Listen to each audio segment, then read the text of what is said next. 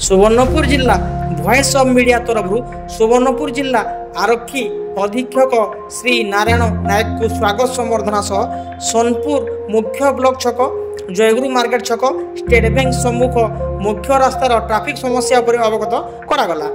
आरक्षी अधीक्षक सोनपुर सहर 4टी मुख्य अपराधिक कार्यकलाप तथा गंजेई मद कफ सिरप असामाजिक कार्यकलाप उपरे आगामी दिन में चढ़ाऊ जारी रखा नहीं दृढ़ोक्ति प्रकाश करिसेंती।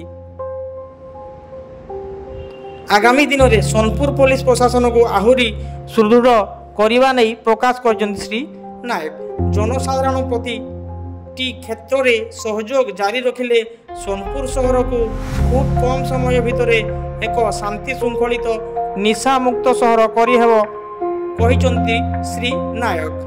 संतोष मिश्र, श्रद्धाकर बाबू, भास्कर दास, अश्विनी नेपाक, रंजन होता, शशिकांत सोना, सरोज प्रकाश प्रधान, सहदेव मेहेर, मुरलीधर साहू, उमाकांत बाग प्रमुख उपस्थित थिले।